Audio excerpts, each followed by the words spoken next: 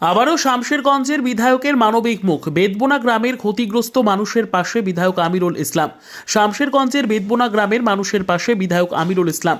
শুক্রবার সকাল থেকে 1.5 শতাধিক মানুষের হাতে খাদ্য সামগ্রী, পোশাক সহ নানাবিধ সামগ্রী প্রদান করা হয় বিধায়কের পক্ষ থেকে। উল্লেখ করা যেতে পারে, সম্প্রতি অশান্তির জেরে ধুলিয়ানের বেদবোনা গ্রাম ক্ষতিগ্রস্ত হয়। প্রথম থেকেই মানুষের পাশে দাঁড়াতে তৎপর হয়েছেন বিধায়ক আমিরুল ইসলাম।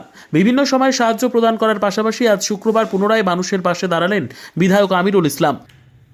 আজকে প্রথমেই সাংবাদিক বন্ধুদের ধন্যবাদ জানাই এবং সাংবাদিক সম্মেলন করার উদ্দেশ্য হলো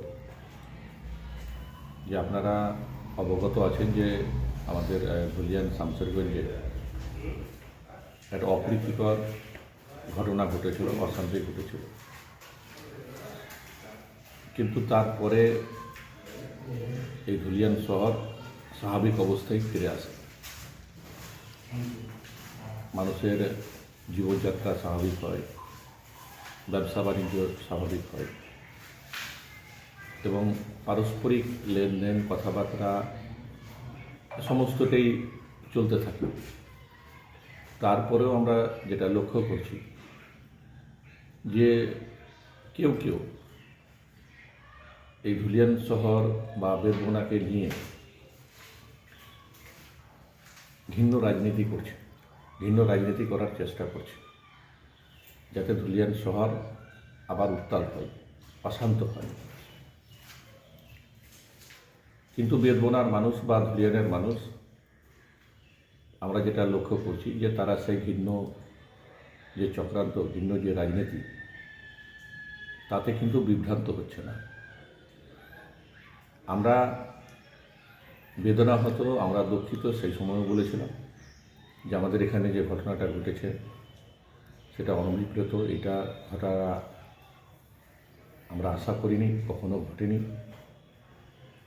কিন্তু ঘটনার সময় থেকে আমরা পীড়িত মানুষের সাথে ছিলাম,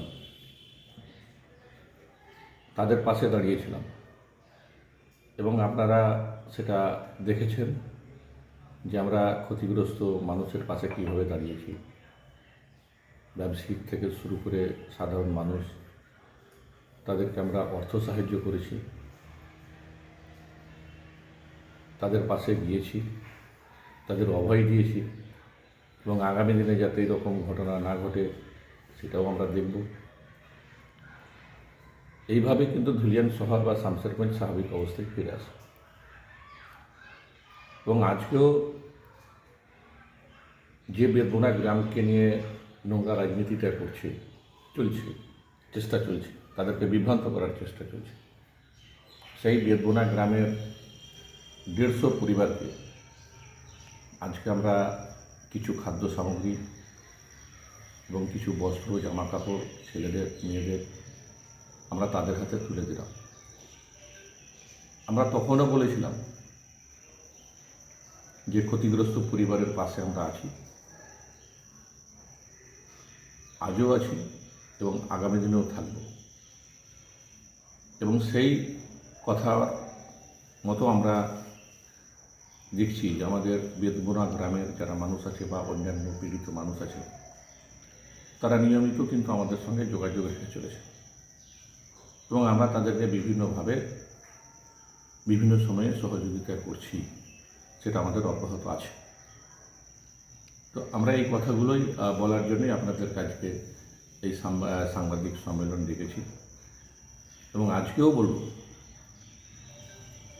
ধুলিয়ান বা শামশেরগঞ্জের মানুষকে যে আপনারা গুজবে কান দিবেন না, গুজব ছড়াবেন না, কারণ এই গুজবই আমাদের ক্ষতি করেছে। গুজব থেকেই অনেকগুলো কথা, অনেক অপ্রীতিকর ঘটনা ঘটেছে। তো সেই জন্য বলবো গুজব থেকে সাবধান এবং যারা আবার নতুন করে এই ধুলিয়ান শহরকে হয়তো উস্কানি দেওয়ার চেষ্টা করছে, দুটো সম্প্রদায়কে উস্কানিমূলক কথাবার্তা বলছে, তাদের থেকেও সাবধান থাকার জন্য আমরা অনুরোধ করব।